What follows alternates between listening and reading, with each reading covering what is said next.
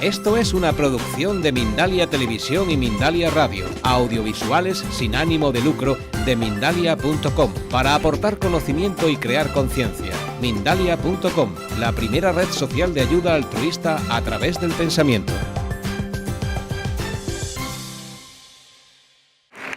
Pues ahora viene un ponente que yo tengo muchas ganas de que escuchéis, aunque casi todos seguros que le conocéis porque es un ponente extraordinario.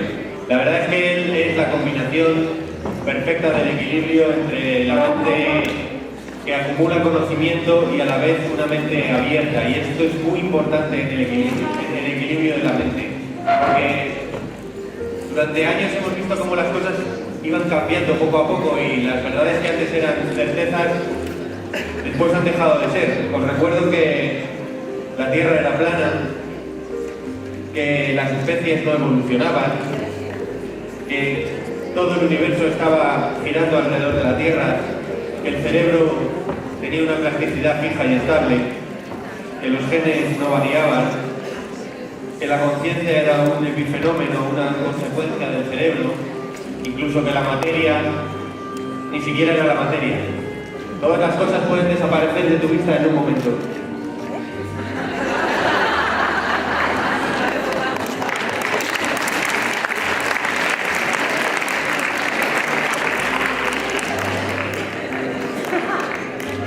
Algunos, como el psiquiatra que viene ahora, se atreven a bailar entre dos aguas y además tienen la valentía de poder comunicarlo. Él, entre los suyos, es muy bueno. Y entre los nuestros, también es muy bueno. Alguien que pertenece a dos mundos a la vez. Estudió psiquiatría en la Escuela Profesional de Psiquiatría, cátedra de Psiquiatría de la Universidad Complutense, doctor en Medicina, máster en Psicología Médica, especialista en Psiquiatría Forense, premio Joven Investigador de la Comunidad de Madrid, miembro de la Asociación Europea de Psiquiatría, ha ejercido tareas docentes en la Cátedra de Psiquiatría de la Facultad de Medicina, autor de múltiples libros, entre ellos El síndrome de Eva, Ser adolescente no es fácil, Endorfinas, ha sido director de la revista Educar Bien, Niños, muy importante la educación de los niños, asesor técnico del Defensor del Menor de la Comunidad de Madrid, responsable del área de salud mental en la guerra de Bosnia para la ONG Médicos del Mundo, miembro del Comité de Honor de la Fundación Altarriba, entre José Saramago, Josep Carreras, Rousset. No se me olvida que me ha prometido probar el casco de Persinger en mi cerebro, conocido divulgador del mundo de la ciencia, unido a la mente abierta. Un fuerte aplauso para el nuestro, el español, José Miguel Gaona.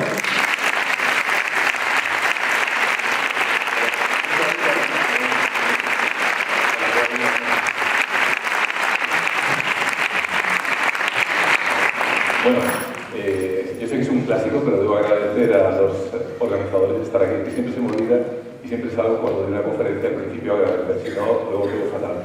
Y en segundo lugar, la verdad que ir justo después de Raymond Moody, pues me resultaba un poco difícil, ¿no? Evidentemente, después de estar detrás de una de las personas que más conocen el tema de las experiencias cercanas a la muerte, pues no es una cuestión fácil, evidentemente, por muchas cuestiones. Entre otras, evidentemente que el profesor Moody tiene muchísimas más experiencia, tiene una sabiduría acumulada que eso se nota, no se aprende en los libros de medicina. Y a propósito de libros de medicina, he de decir que ningún libro de medicina, por lo menos de los que yo estudié, tenía nada sobre las experiencias cercanas a la muerte. Y esto es algo tremendamente llamativo, ¿no? Como una experiencia que muchas personas sufren y que no sabemos por qué algunas otras no la sufren, es igual de cierto, pero un porcentaje suficientemente elevado para que por lo menos llame la atención a las personas que nos dedicamos a la ciencia, no aparezca prácticamente en ningún libro de medicina ni tampoco en ningún libro de psiquiatría como tal. Entonces, bueno, voy a hacer una especie de viaje, voy a intentar de alguna manera fusionar los conocimientos actuales de la neurología con los casos de experiencias cercanas a la muerte que habéis estado escuchando entre ayer y hoy, los que, por supuesto, cada uno en vuestras casas habéis leído, habéis seguido, sois personas más o menos formadas, es decir, no sois personas que en un momento dado habéis sido escogidas al azar, sino que tenéis intereses comunes al respecto. Entonces vamos a hacer un pequeño viaje a ver si de alguna manera tengo algunas discordancias con otras conferencias que se han dado y me gustaría pues, a ver qué vosotros pensáis luego habrá una mesa redonda, ¿no? Bueno, en primer lugar, bueno, soy el autor del otro lado del túnel, ya muchos lo sabéis, pero bueno, como no es cosa de hacer propaganda de la cosa en cuestión, vamos a ver. Cuando se habla de experiencias cercanas a la muerte, muchas personas creen inevitablemente que se trata de algo en relación, evidentemente, con la muerte, pero no es exactamente la cuestión. Me voy a ir explicando poco a poco y lo entenderéis con facilidad. Por ejemplo, situaciones cercanas a la muerte. Quizá muchos de nosotros hemos tenido situaciones cercanas a la muerte. A cuestiones en ocasiones tan simples, ¿no? Como un mal adelantamiento o cualquier otro tipo de cuestión, y no habéis tenido una experiencia cercana a la muerte. Por tanto, la propia definición de experiencia cercana a la muerte es un poquito más elástica de lo que muchos de vosotros podríais suponer. Un ejemplo. Aquí tenéis el autor de estas líneas y de este libro al borde de la muerte, en un acantilado en Noruega. No tuve ninguna experiencia cercana a la muerte. En ocasiones te puede pasar una bala cerca de tu cabeza y no tienes una experiencia cercana a la muerte para nada. De hecho, trabajé, como ha dicho Mariano antes, en Bosnia, en Ruanda, etc., en algunas guerras con el ACNUR, y más de una vez sobreviví a algún tiroteo y nunca tuve en aquellas ocasiones ninguna experiencia cercana a la muerte. Entonces, ¿qué son las experiencias cercanas a la muerte? La verdad que el concepto lo he examinado, lo he discutido en algunas ocasiones, de hecho, con el propio Dr. Moody, con Ruth Grayson, con la doctora Holden de la Universidad de Texas. Es decir, es un concepto que no está especialmente bien definido. Es obvio que tiene que ver con la cercanía de la muerte, pero ¿la cercanía en qué aspecto? Es decir, ¿cómo tiene que estar de cerca la muerte o qué nos tiene que suceder? Porque para complicar aún más el concepto de ECM o de experiencia cercana a la muerte, hay personas que en ocasiones llegan a tener una experiencia cercana a la muerte sin siquiera estar cercanas a dicha muerte. Pero vamos a ver los más clásicos. Quizá una de ellas que he podido identificar con facilidad resulta un tanto obvia, ¿no? La persona se encuentra en un lecho de muerte, hay una experiencia subjetiva de que va a fallecer, se siente muy mal o tiene la percepción por algún tipo de cuestión que también su vida corre peligro. En ocasiones puede ser un accidente. He entrevistado, por ejemplo, a personas que han tenido un accidente de motocicleta y han tenido prácticamente una experiencia cercana a la muerte mientras iban dando volteretas en el aire. Otros, como el caso de Ben Alexander, a lo cual también conozco personalmente, igual que Moody, relata perfectamente cómo a lo largo de varios días, por no decir completar varias semanas, tuvo una experiencia cercana a la muerte. Pero las cosas no están tan claras y vamos a ir viéndolo a lo largo de esta exposición. Sí, en ocasiones hay momentos, hay personas que pueden estar en una unidad de cuidados intensivos.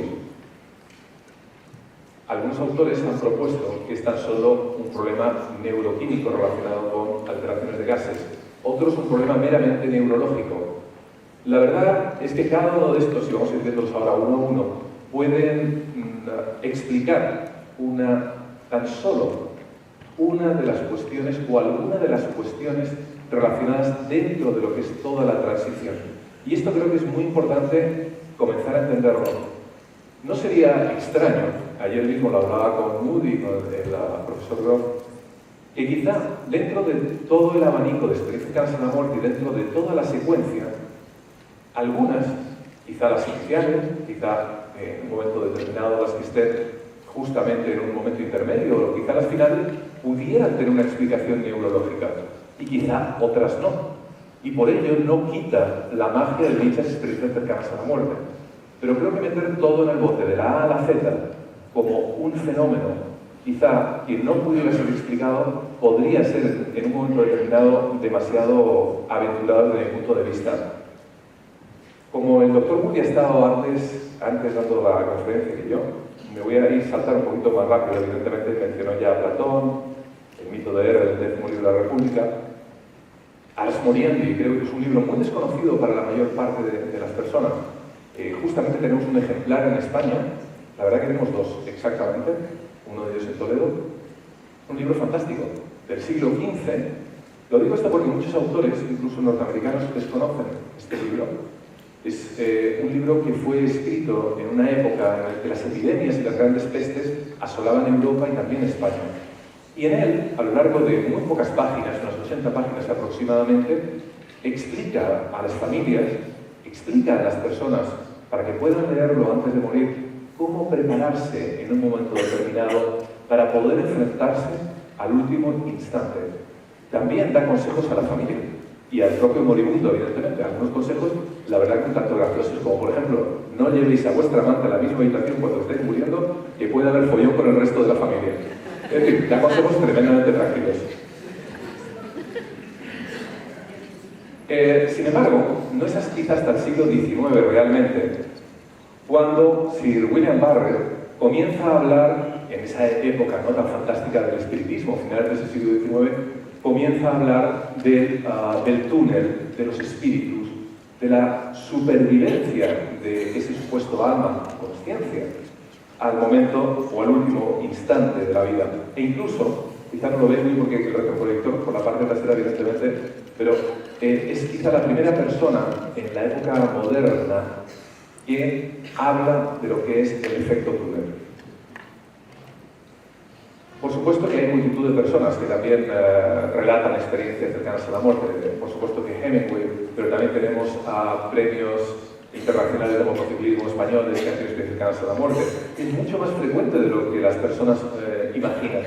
El otro día, por ejemplo, estaba en unas entrevistas a medios de comunicación. Si vi, por ejemplo, a 5 o 6 periodistas, 2 de ellos, uno de manera directa y otro su madre, habían tenido experiencias cercanas a la muerte. Es tremendamente frecuente, en muchas ocasiones, los que sigáis el proyecto Túnel, por ejemplo, en Facebook, somos más de 6.000 y pico personas, de las cuales aproximadamente un 5, 7, 8% ha tenido experiencias cercanas a la muerte. En ocasiones me encuentro con que ni sus propias familias, ni sus propias parejas conocen el que ha tenido una experiencia cercana a la muerte hace 10 años, 5, 20, 30 o 40 años. ¿Por qué? Fundamentalmente por miedo a ser tomados por locos, por desequilibrados.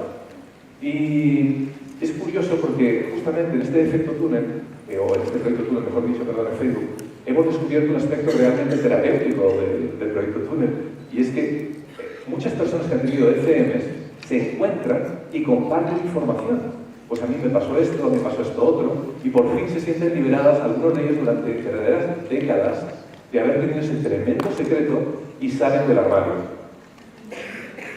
Si vamos un poquito adelante, bueno, obviamente Moody, ¿qué os voy a decir de él, no? Es el pope de la era moderna, justamente, de una manera conjunta con Elizabeth Kubler-Ross.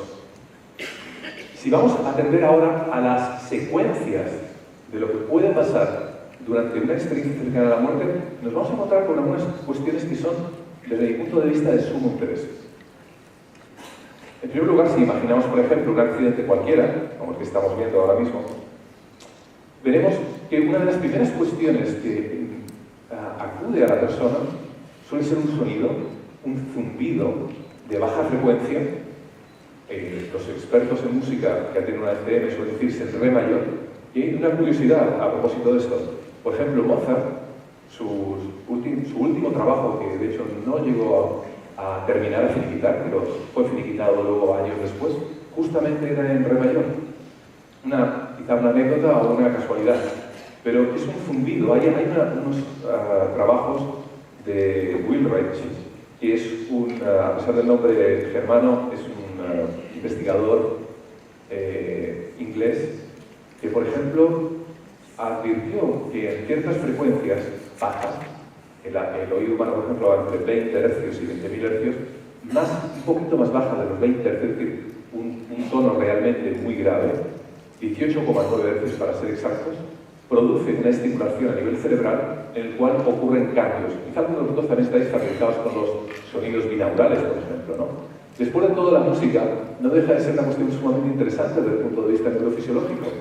Alguien, el autor, el compositor, crea música en su cerebro, y su cerebro, en su electroencefalograma, se podría ver incluso cómo vibra con esa música. Lo escribe, lo ejecuta, la partitura, un autor o un CD o quien sea, y nuestro cerebro vibra en una frecuencia similar a la del autor. Por eso justamente la música nos puede producir alegría, tristeza, en definitiva nos transmite la vibración cerebral de esa persona. Es decir, no es tan sorprendente este tipo de cuestiones sonoras a nivel de las vibraciones y de los efectos en nuestro cerebro. Si seguimos la secuencia, el segundo factor, insisto, podría ser esto neurofisiológico o no, pero es la sensación de bienestar, una sensación de encontrarse como que aunque me muera, no pasa absolutamente nada. Algunos autores explican que podría ser por una secreción de endorfinas, otros por el contrario, que no han tenido dolor, por ejemplo, durante esos primeros momentos, no tiene por qué haber sido un accidente. En ocasiones es otro tipo de cuestiones, como un desvanecimiento. En las mujeres se da con bastante frecuencia, por ejemplo, una hemorragia durante el parto o posparto. De hecho, quizás sea una de las más frecuentes en el género femenino. En tercer lugar, la sensación de estar fuera del cuerpo, la sensación de salir, lo que los americanos llaman el out-of-body experience, que no es otra cuestión que tener una sensación de que nuestra consciencia de alguna manera rompe ese vínculo con el soma y sale. Ahora bien, cuando ocurre esto, también no es solamente que la consciencia parezca tener una especie de visión panorámica, ¿no?, por encima de nuestro cuerpo o de nuestra habitación, sino que una persona que ha tenido una experiencia extracorpórea también siente que puede atravesar objetos, escuchar conversaciones que aparentemente son contrastadas de manera objetiva en algunas ocasiones, una alteración de la temporalidad, esto es muy importante, lo veremos luego a continuación, el desplazamiento instantáneo, como en las películas de ciencia ficción, ¿no? ¡Chas! Ahora me presento en mi casa y veo qué es lo que está sucediendo. Esto es algo relativamente frecuente en personas que tienen una DCM. Los sentidos están alterados, la persona siente, pero no muchas veces a través de los 5 sentidos como nosotros estamos acostumbrados a tener. También hay emociones, es un mundo tremendamente emocional, tanto que justamente como decía Moody antes, le resulta mucho más real lo que está viviendo que la vida misma, lo que conlleva a una sensación de inefabilidad. La inefabilidad es otra cosa que la dificultad para poder expresar a posteriori qué es lo que he vivido durante mi ECM.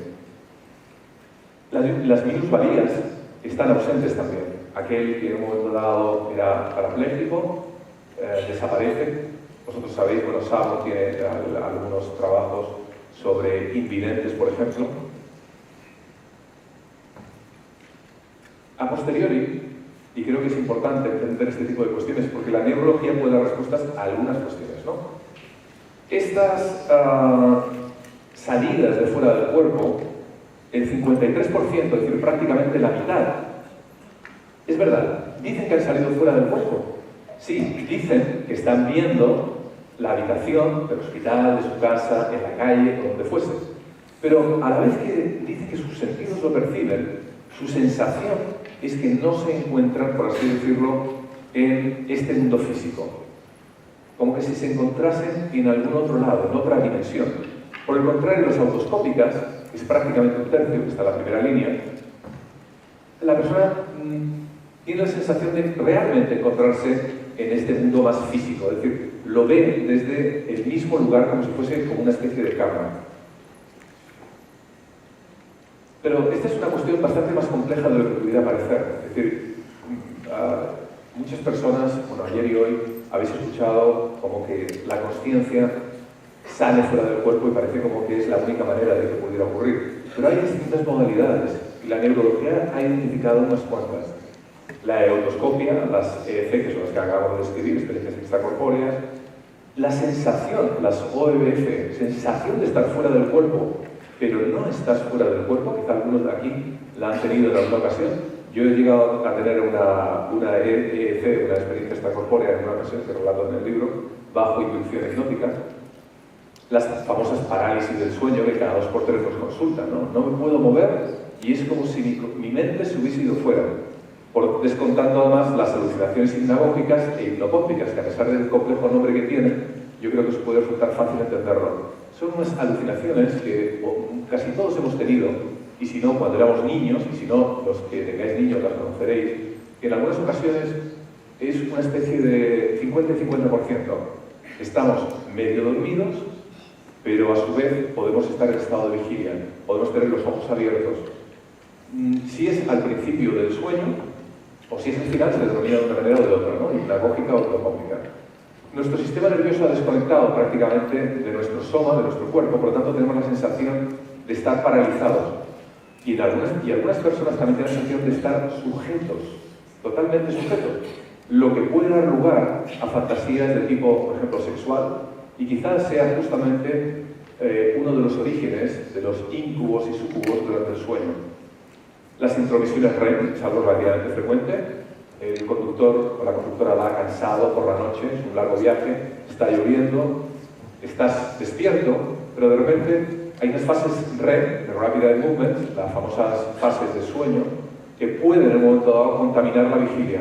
Estos creo que son fenómenos interesantes, porque si no, no es fácil distinguir supuestamente una ECM de algo que no es una ECM.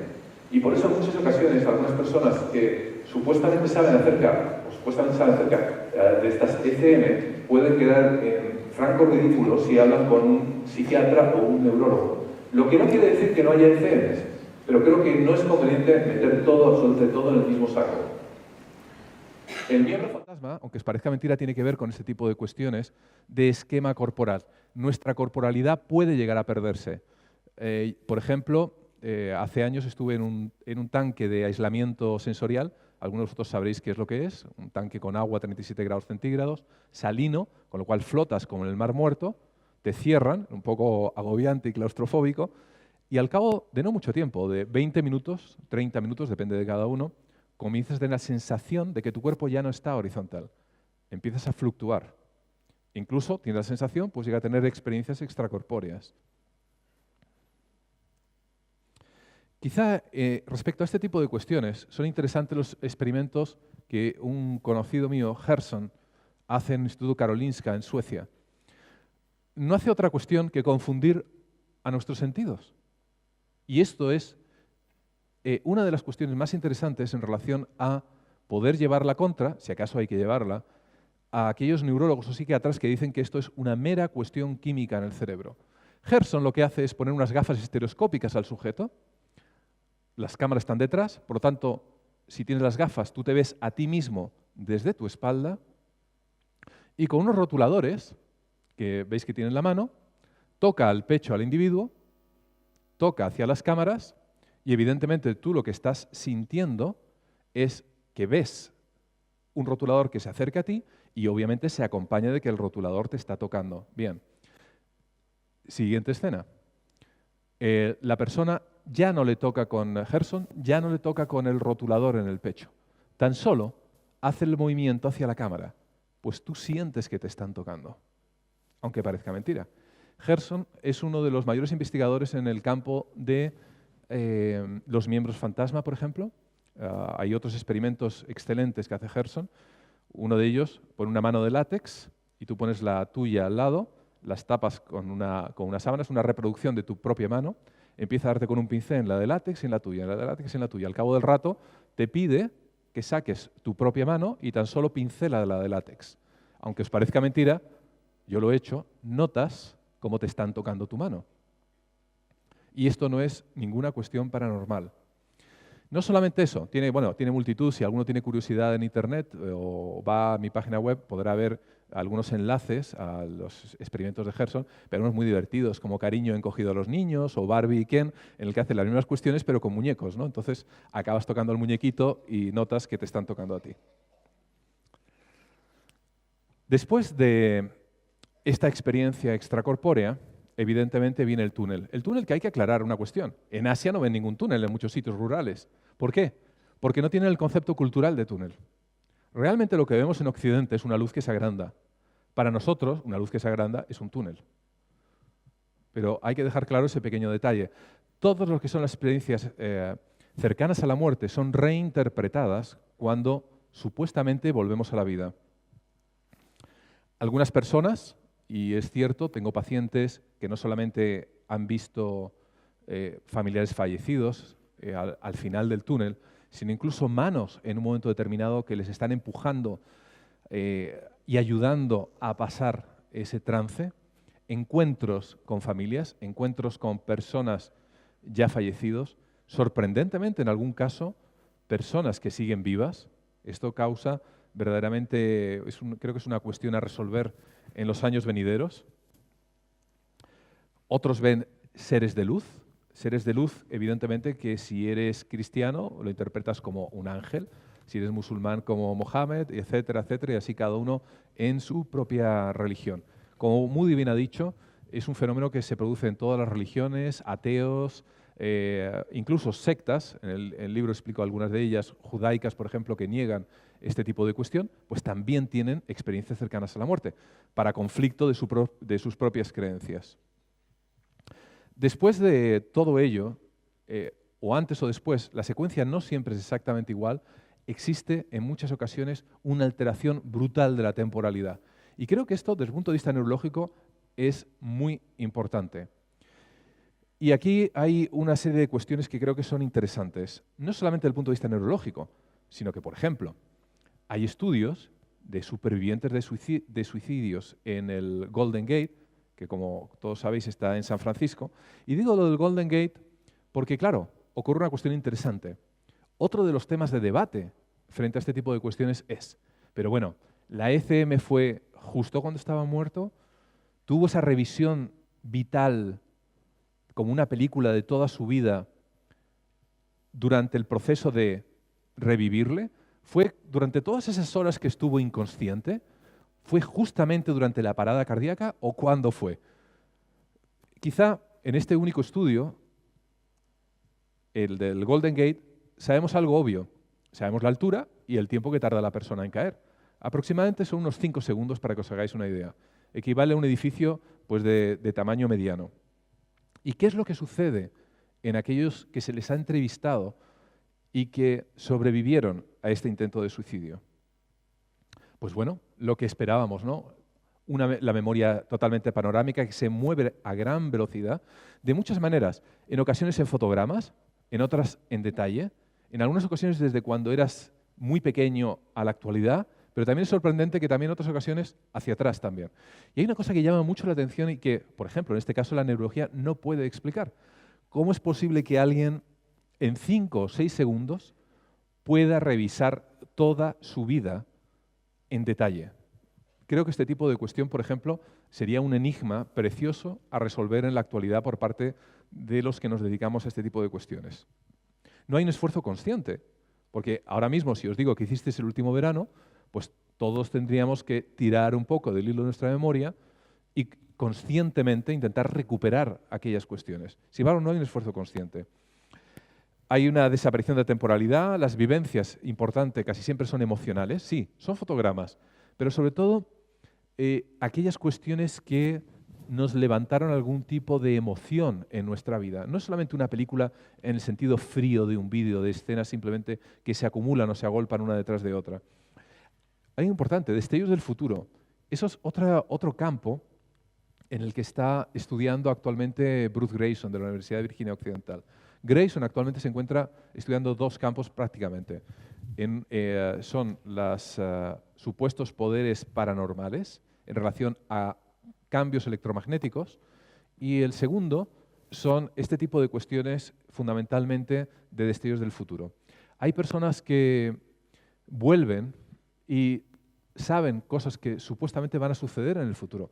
No se trata de adivinadores profesionales, ni mucho menos que sean capaces de acertar un número de lotería del sábado que viene o cosas tremendamente fundamentales, sino que como si hubiese fallado algo dentro de esa memoria cuántica, en un momento determinado trae retazos de ese futuro y tiene la certeza de que ciertas cuestiones van a suceder en el futuro como así supuestamente acaba ocurriendo.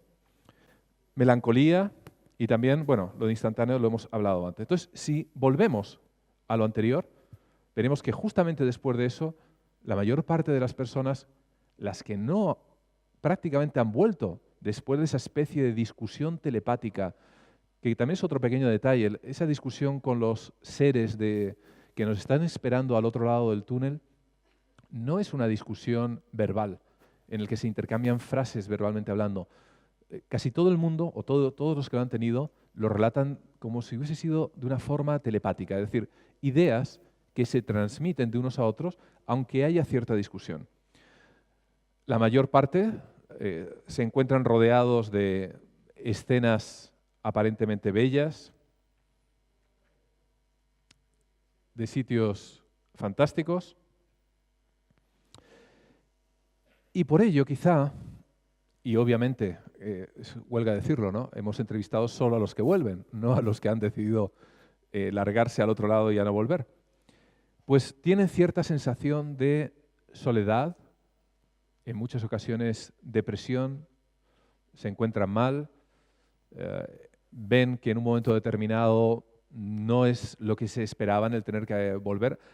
No es menos cierto que algunos insisten en retornar porque tienen una tarea pendiente, porque tienen hijos, pero algunos otros lo que más les hubiese gustado es haberse quedado a ese otro lado donde en principio se encontraban también.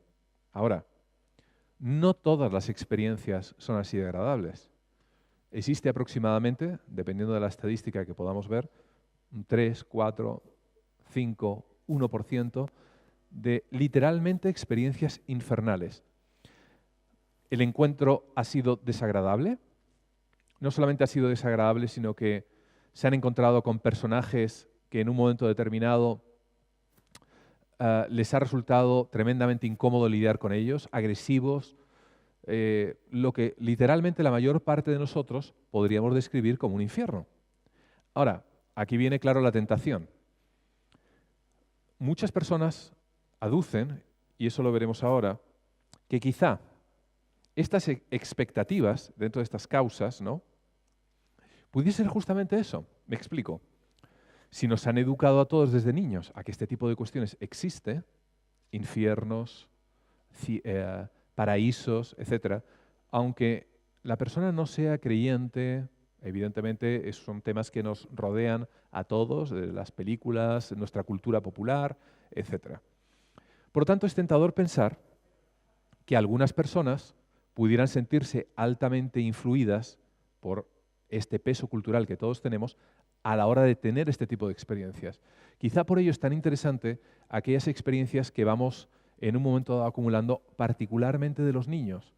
Y obviamente también cuanto más pequeños, más jovencillos sean, mejor.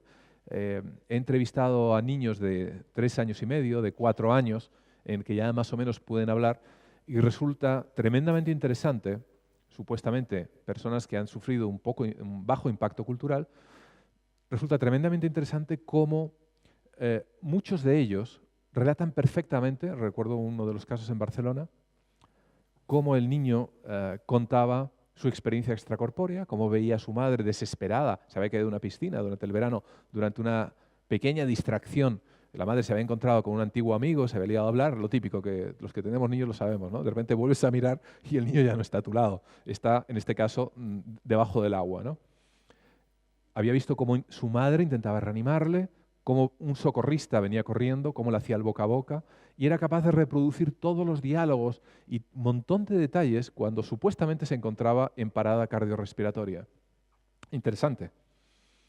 Por otro lado, algunos dicen, bueno, lógico, las drogas, has tenido un infarto, estás en una unidad de resucitación cardiopulmonar y te han metido, tío, de todo. Bueno, lógico. La ketamina, vosotros sabéis que es un anestésico que no se utiliza actualmente en personas, pero es una de las que muchas veces en los foros más se habla de que si reproduce exactamente las experiencias cercanas a la muerte. Os diré como curiosidad que hace años también conocí a Hoffman personalmente en Suiza, en Vevey. También me regaló unas cuantas dosis de LSD. Y eso es otro capítulo. Y Hoffman justamente había tenido una sola experiencia con ketamina en su vida. Y decía que era lo peor que le había pasado realmente a lo largo de todas sus experiencias con drogas más o menos enteógenas o psicodislépticas, ¿no? Yo personalmente nunca he tomado la ketamina. Tengo pacientes que sí la han tomado y realmente la experiencia a algunos de ellos es terrorífica, ¿no? Recuerdo uno justamente que además creo que lo describo en el libro, que por la Gran Vía de Madrid se le había, imaginaros por un momento, ponerlos en su lugar, la Gran Vía se había convertido en gelatina negra que oscilaba con sus pasos, con lo cual no podía caminar y finalmente, para evitar ese tremendo mareo, se había tirado debajo de un coche que evidentemente la atropelló. Sobrevivió, ¿no? Pero bueno, no es una experiencia parecida a las ECM. Tenemos las endorfinas, que las he mencionado anteriormente. De hecho, uno de los libros que tengo es justamente sobre endorfinas. Quizás sean unas hormonas tremendamente interesantes, ¿no? Nos producen placer, justamente se llaman endorfinas, por su tremendo parecido con los mórficos, con aquellos receptores que todos llevamos dentro de nuestro cerebro y en muchas terminaciones también a lo largo de todo nuestro organismo, y que de alguna manera tienden a paliar el dolor. De hecho, hay autores que apuntan que, por ejemplo, la acupuntura se basa fundamentalmente en la secreción de endorfinas a la hora de ir pinchando ciertos sitios. Otros, por el contrario, niegan este tipo de cuestión.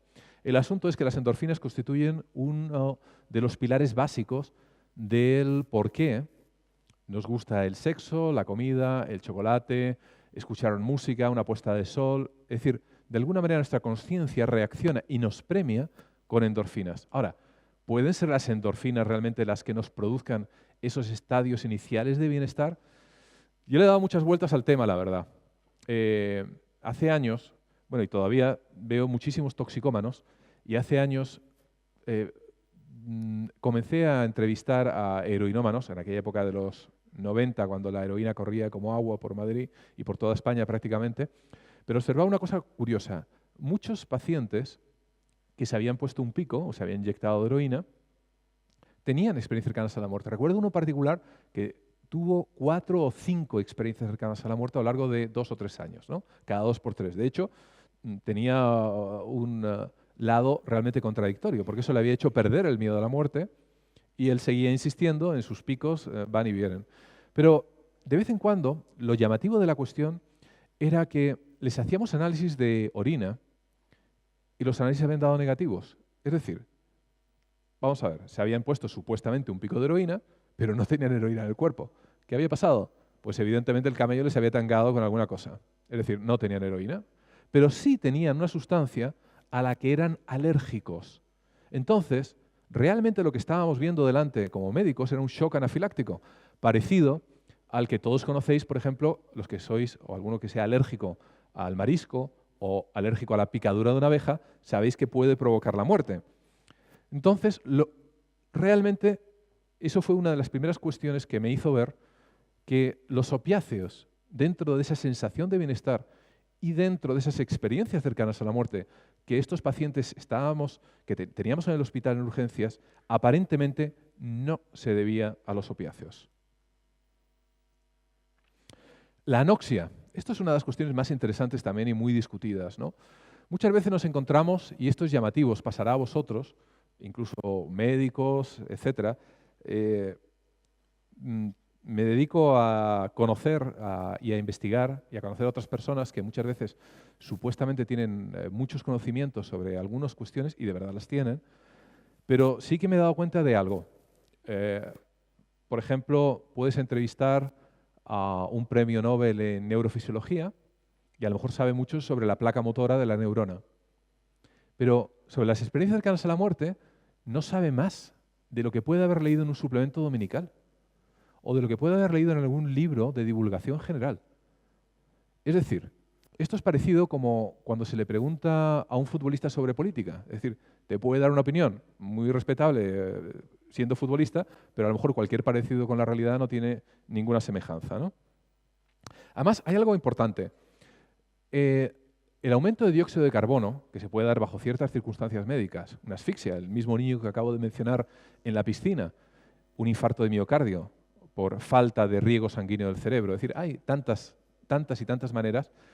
El verano pasado, el 2012, salió un estudio de una universidad checa en el que afirmaban rotundamente que el túnel era causado de manera exclusiva por el aumento de dióxido de carbono. Pero claro, se olvidaban, esto pasa muchas veces cuando algunos científicos tan solo conocen una parte de su realidad científica. Se olvidaban de algo esencial. Cuando tienes una experiencia cercana a la muerte, no tienes confusión mental como cuando aumenta el dióxido de carbono. Y creo que esto es importante.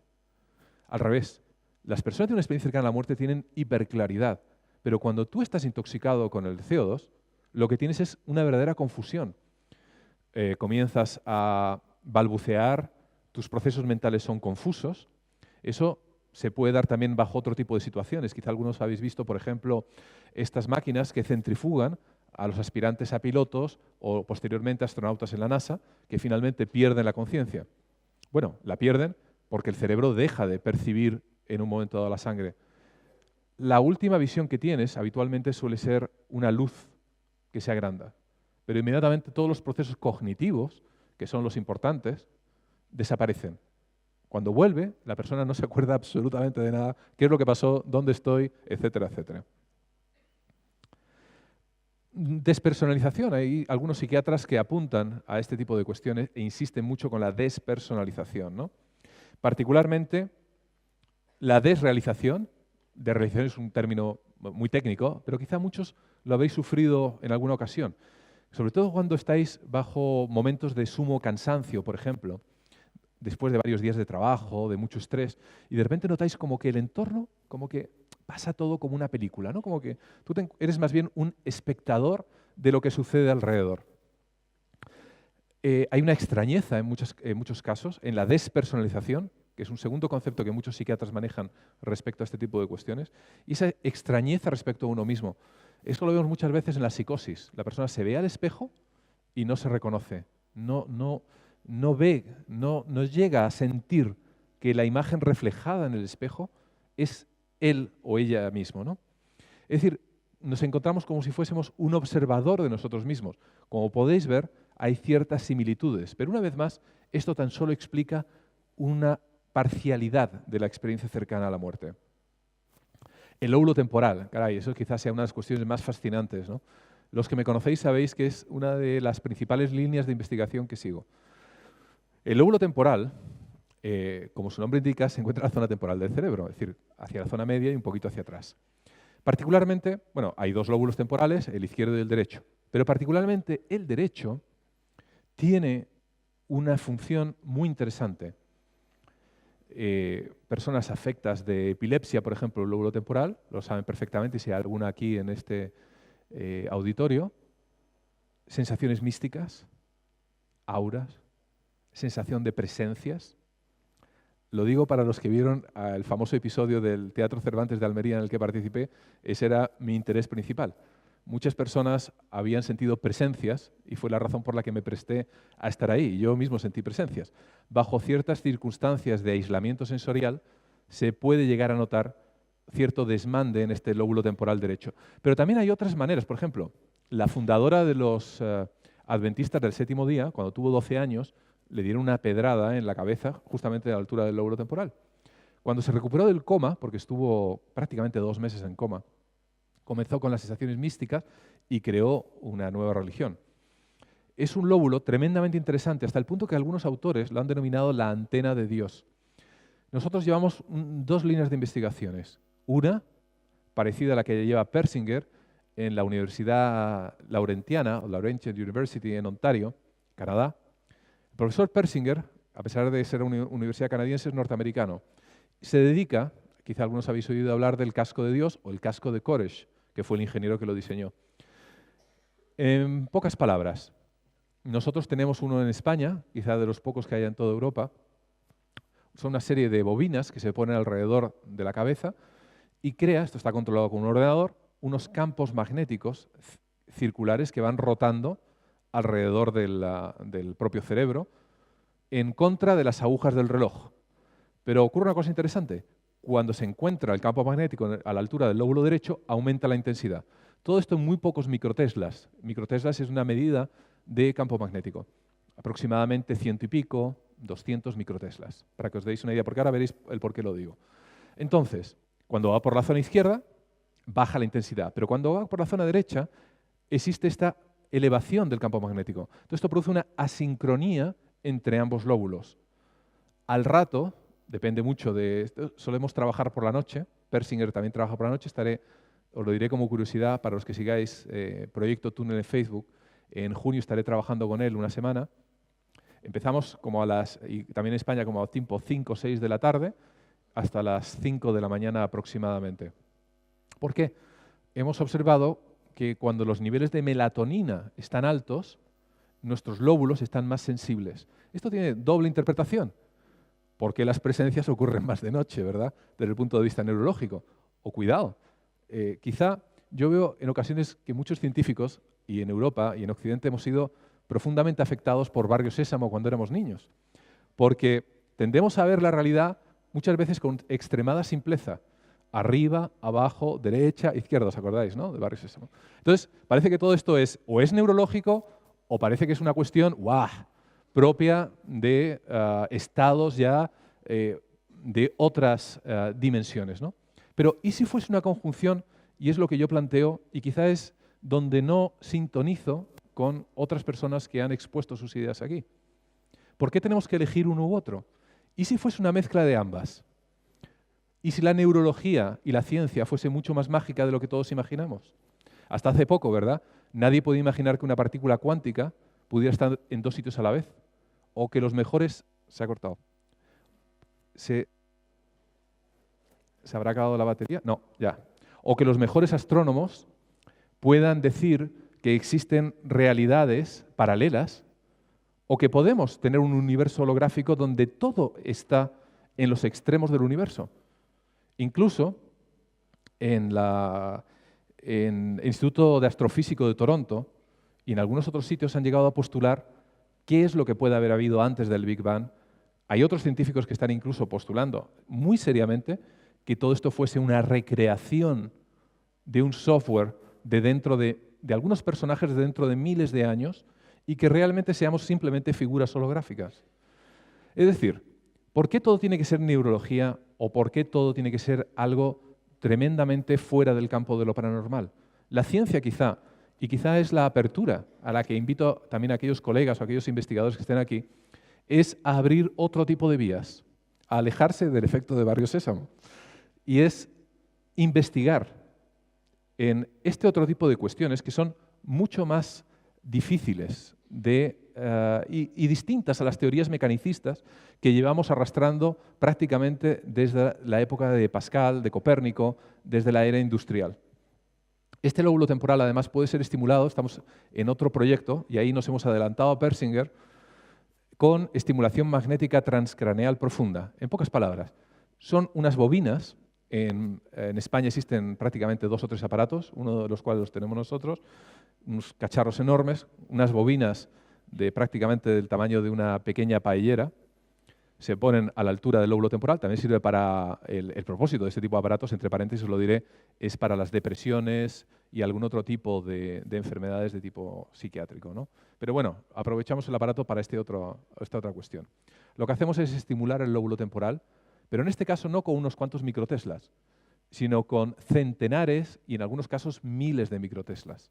Hasta el punto que antes de darnos la racha de microteslas en cuestión nos tenemos que quitar todas las cosas de metal que tengamos en el cuerpo porque alcanzan con suma facilidad un montón de grados de temperatura.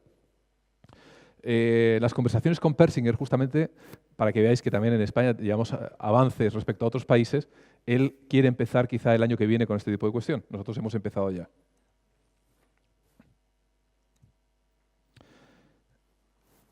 ¿Qué es lo que pasa después de una experiencia cercana a la muerte? Bueno, algunas las ha apuntado Moody, las ha apuntado Grof, el amor hacia los demás, el aumento de la vida familiar. Cuidado que no todo es tan bonito, ¿eh? En ocasiones observamos divorcios. Imaginaos por un momento que la persona aumenta su espiritualidad de una manera importante, pero el otro miembro de la pareja permanece igual que estaba. Entonces, en ocasiones hay casi la mitad de las personas que han sufrido una experiencia cercana a la muerte, en muchas ocasiones se divorcian, tienen serios conflictos matrimoniales y la cosa acaba como el rosario de la aurora. Respecto a lo religioso espiritual, pues lo que nos encontramos también que aquellos que son religiosos aumentan su índice de religiosidad, los que no eran espirituales suelen adquirir una vida espiritual importante. Y quizá ya hay algo importante sobre la actitud ante la muerte. Casi todo el mundo se imagina que esto lo que hace es perder el miedo a la muerte. Pero lo que me he encontrado es que no solamente pierden el miedo a la muerte, como los pacientes que os contaba antes, sino también pierden el miedo a la vida. ¿Por qué? Porque la mayor parte de nosotros estamos atados a cuestiones materiales, ¿no? Al miedo a la pérdida, al miedo a la pérdida de lo material, incluimos incluso personas de nuestra propia familia, a los fallecimientos, a la pérdida de nuestro futuro, a montones de tipos de pérdida. Entonces, imaginaros por un momento si pudiésemos desligarnos absolutamente de todo ello. Perdemos el miedo a la muerte, perdemos el miedo a perder también lo material y nos somos infinitamente mucho más libres. Por lo tanto, lo que me he encontrado es que las personas que han sufrido una ECM, sobre todo lo que tienen es su falta de miedo hacia la vida, más que a la muerte, paradójicamente, a lo que podríais pensar. Uno de los mayores intentos quizás sea la de objetivar este tipo de cuestiones. Porque bien, nos viene alguien, nos cuenta un montón de cuestiones que ha vivido, pero ¿dónde está el límite, ¿no?, de la fantasía? ¿Dónde está el límite de lo que algunas personas alegan? No, todo eso es como un sueño. ¿Dónde está la barrera? ¿Cómo podemos diferenciar? En ciencia siempre intentamos de alguna manera objetivar, es decir, intentar tomar algún punto de referencia objetivo. Quizá uno de los primeros, que lo describe el propio Moody, sea el de Harborview, o el hospital de Harborview, ¿no?, que los que hayáis leído cosas de Raymond, pues sabéis de qué va la historia, ¿no?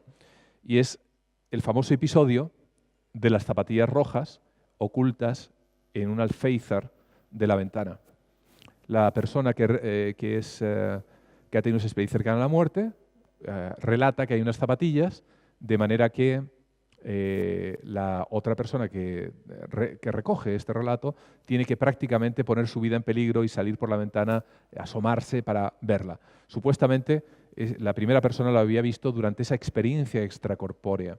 Por eso que hoy en día las experiencias extracorpóreas son las que se están tomando como referencia para intentar ver si tienen una traducción o no tienen una traducción real en la vida, ¿no? En segundo lugar, el caso de Eben Alexander, como un amigo de Moody y mío. Con Eben, yo recuerdo cuando me contó la primera vez su historia, los dos recuerdo que estábamos desayunando y los dos nos compartíamos el Kleenex. Y digo, joder, era algo impresionante, ¿no?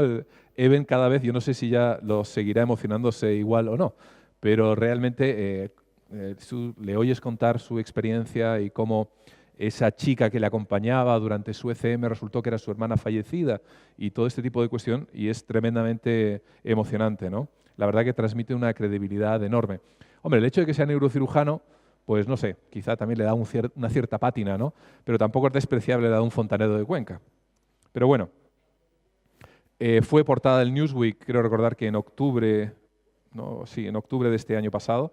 De hecho, una cosa realmente importante en Estados Unidos. Y luego tenemos a Sam Parnia, al que también conozco personalmente. De hecho, voy a aprovechar el viaje con el de Persinger para verle un fin de semana en Nueva York. Él lleva un proyecto interesante, se llama Aware. Claro, pero es un proyecto muy criticado o criticable. Lo que ha hecho Parnia con su proyecto Aware es lo siguiente. Ha puesto pantallas de ordenador en el techo de las habitaciones donde se realiza la resucitación cardiopulmonar. Entonces, supuestamente durante la fase extracorpórea, estas personas deberían de ser, las que tienen evidentemente la fase extracorpórea, deberían de ser capaces, al salir fuera del cuerpo y elevarse, de poder ver lo que está siendo emitido en estas pantallas, que están obviamente mirando hacia arriba, claro, si no, no tendría gracia. Ni los propios médicos saben qué imágenes, que son símbolos, no son fotografías, sino símbolos, que están siendo símbolos muy simples, parecidos a las cartas de Zener que se utilizan en parapsicología. El ordenador emite esas imágenes de manera aleatoria, randomizada.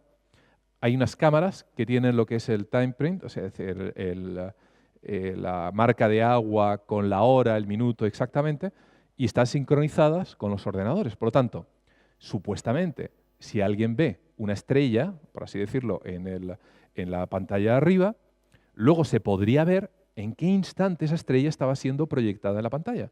Y podríamos saber en qué estado fisiológico se encontraba el paciente. ¿Fue justo cuando le reanimaron? ¿Fue antes? ¿Fue cuando tenía el electro totalmente plano? Etcétera, etcétera, ¿no? Pero claro, esto adolece de algún tipo de cuestión. Ayer mismo estaba discutiendo el proyecto Aware con Raymond, Moody, y yo le decía que no me parece adecuado Porque, claro, las leyes físicas y de observación, cognitivas, etcétera, no tienen por qué ser las mismas cuando tienes una experiencia cercana a la muerte. Es decir, no es que estemos igual que ahora mismo pegados al techo mirando para abajo, sino que hay otro tipo de cuestiones. De hecho, ahora contaré una pequeña anécdota con Grayson. De hecho, Moody me indicó una cosa que me pareció interesante, ¿no? Que podía haber incluso hasta aspectos éticos implicados en ese tipo de cuestión. Imaginaos que alguien se muere y lo último que ve es un conejo ahí en la pantalla, ¿no? Pues parece una tontería, pero quizá estaríamos rompiendo una cadena natural de tránsito de la vida a la muerte. Por lo tanto, el proyecto AWARE tiene algunos puntos flacos desde mi punto de vista. No es tan sencillo esto de 2 más 2, 4. Bruce Grayson, por ejemplo, es quizá, desde mi punto de vista, uno de los más serios investigadores sobre el tema de experiencias cercanas a la muerte. A Grayson no hay manera de sacarle una palabra acerca de qué es lo que cree él sobre este tipo de cuestión. Él te puede remitir a sus estudios, te puede remitir a lo que en un momento dado ha observado con sus estadísticas, etcétera, etcétera. Hombre, si le pillas un poco emocionado y en alguna recepción que nos hayamos tomado un vino, pues a lo mejor se puede soltar un poco más de la lengua, pero usualmente es una de las personas más reservadas que he conocido en mi vida. Grayson intentó hacer un experimento similar en la Universidad de Virginia y uno de sus pacientes contaba lo siguiente: pero vamos a ver, doctor Grayson, ¿usted se cree que cuando yo tenía mi extraordinaria experiencia cercana a la muerte y me encontraba fantásticamente bien, atravesando paredes, viendo cosas fantásticas, yo me iba a fijar en la pantalla de un ordenador pegado al techo? Y el paciente le dijo a Grayson, ¿usted se acuerda del modelo del último coche y la matrícula antes de entrar al hospital? Pues evidentemente no se acordaba de nada, ¿no? Por lo tanto, medir este tipo de cuestiones, yo creo que Sam Parnia, quizá, aunque me parece un buen comienzo de estudio, pero quizá nos encontremos con resultados que, aunque pudiesen ser decepcionantes, no tienen por qué ser un fracaso respecto a investigar experiencias cercanas a la muerte. Quizá haya que buscar otro tipo de vías, ¿no? Nosotros seguimos, por ejemplo, en Neurosalus, tenemos en la Puerta de Alcalá, voy a acabar, en la Puerta de Alcalá, donde estudiamos este tipo de cuestiones, donde tenemos montones de aparatos y donde remitimos muchas veces a las clínicas, ¿no? Pero vosotros habéis visto ahora mismo la foto. Estoy casi seguro que muy pocos podéis decir cuántas motos estaban aparcadas abajo. Lo habéis visto. Pero seguramente nuestras capacidades cognitivas, a pesar de que estabais alertas y habéis mirado la foto, muy pocos podéis dar ese pequeño detalle. Esto lo que quiere decir que quizá este tipo de conocimientos realmente excede la manera de poderlas estudiar. Ayer Groth dijo una cosa importante, que para poder entender todo este tipo de cuestiones tenemos que cambiar el marco de pensamiento. Quizá tenemos que inventarnos nuevas maneras de enfrentar o de conocer la mente humana. Hay una pregunta que muchas veces le hago a, no sé, pues cuando conozco a neurofisiólogos, se la he hecho al director de Neurology en Escocia, o se la he hecho a bueno, un montón de gente. Por hacerse se le dice hasta el padre Amorth, que es el exorcista del Vaticano, se la dice a Groth, yo qué sé, cada vez que me encuentro alguno que supuestamente debía saber algo sobre la conciencia o el alma o tal, se la suelto, ¿no? Y las respuestas son tremendamente dispares. Pero creo que esto revelaría muchísimo acerca de cómo es la estructura de nuestra conciencia y qué es lo que está pasando. Y la propia pregunta, aunque no sepamos contestarla, entraña un conocimiento. Y es la siguiente: si tenemos un cerebro y somos capaces de duplicarlo, no de clonarlo, sino de duplicarlo hasta el máximo detalle cuántico, y suponiendo, siguiendo la neurología actual, que todo está en nuestro cerebro, nuestras memorias, nuestras sensaciones, pero cuidado, no solamente eso, sino la sensación de ser nosotros mismos, que quizás sea una de las mayores virtudes que tenemos, en principio, que se sepa a los seres humanos. Quizá los animales también tienen la percepción de ser ellos mismos. Y esto no debe ser confundido con la inteligencia, porque muchas máquinas son sumamente inteligentes. Ya sabéis, por ejemplo, que el Deep Blue ha ganado a muchos ajedrecistas y otros ordenadores, aparentemente son inteligentes, pero no tienen percepción de ser ellos mismos. Hay algunos neurofisiólogos que apuntan que quizá la consciencia de ser uno mismo sea parecido a esa velocidad crítica que alcanza un avión justamente cuando empieza a volar. Creo que es una de las explicaciones más elegantes que he escuchado en mi vida. Quizá algún día una máquina comience a tener conciencia de sí misma, como HAL en 2001. Ya lo veremos. Pero siguiendo con el ejemplo, si duplicamos ese cerebro y nuestra conciencia supuestamente está en el segundo cerebro, además del primero, ¿dónde tenemos la percepción de ser nosotros mismos? Eso es una pregunta, creo que entraña, es más compleja de lo que pudiera parecer. El segundo cerebro no sería otro yo, seríamos yo mismo. Existen una serie de cuestiones que implican la ética, implica respuestas de tipo filosófico, religioso, etc. Los religiosos lo responden con cierta facilidad, evidentemente, con cuestiones relacionadas con el alma. Pero, por ejemplo, os diré como curiosidad que el propio director de la revista Neurology, a pesar de inicialmente decirme que era una pregunta muy fácil de contestar, se aturulló y no le culpo, no estoy ridiculizándole para nada. No le culpo para nada porque yo no tengo la respuesta, no lo sé. No sé dónde estaría la sensación de ser yo si parto de la base que todo está en mi cerebro y soy capaz de duplicarlo. Entonces, al duplicarlo, duplicaría también, evidentemente, la sensación de ser yo. ¿Dónde acabo estando yo? Creo que ese tipo de preguntas acerca de dónde está la consciencia son de las más interesantes. Hameroff, el anestesista, postulaba justamente que supuestamente estaba en estructuras cuánticas dentro de los microtúbulos. Y esas estructuras cuánticas son justamente o supuestamente las que podrían dar saltos muchas veces al no funcionar bien en el tiempo, y por eso podríamos tener supuestamente también esos déjà vu en un momento dado o destellos del futuro. Hace un año y pico estuve en la Universidad de Duke, hay un departamento dentro de la universidad que ya de todos modos se ha extendido de la misma, que justamente lo que hacen es estudiar aquellas personas que supuestamente tienen capacidades paranormales y particularmente a la hora de predecir el futuro. Pero os diré una curiosidad, no intentan buscar grandes personas que sean capaces de ver el futuro como los que a veces aparecen en la tele, que son supuestamente capaces de adivinar absolutamente todo, sino esas capacidades innatas que casi todos tenemos y que muchas veces sabemos algo que va a ocurrir, aunque tan solo sea puntual y tan solo ha sido un destello. Esto es lo que se está investigando muchas veces sobre esas capacidades psi, que la mayor parte de nosotros parecemos tener. Entonces, lo que os he intentado transmitir es que quizá, bien, no sea todo neurofisiología, pero la neurofisiología puede explicar unas cuantas cosas y no debemos de quedar en ridículo intentando explicarlas de otra manera. Pero no es menos cierto que la neurofisiología también tiene unos límites, a partir de los cuales ya no es capaz de explicar otro tipo de cuestiones. Pero ¿y si la ciencia fuese mucho más mágica, entonces, de lo que al día de hoy, como Moody, como Grof y como otros han repetido entre ayer y hoy, la neurología actual no lo puede explicar? Pero eso no quiere decir que la neurología del futuro tampoco pueda explicarlo. Y quizá lo haga de una manera tan interesante que al día de hoy, igual que los fenómenos de física cuántica nos parecen propios de la magia, quizá esa neurología del futuro, en el que conciencia y cerebro puedan estar unidos, pero pudieran tener quizá un paralelismo parecido al hardware y al software, quizá esa neurología del futuro nos pueda en un momento dado llegar a sorprender. Yo creo que con esto he acabado.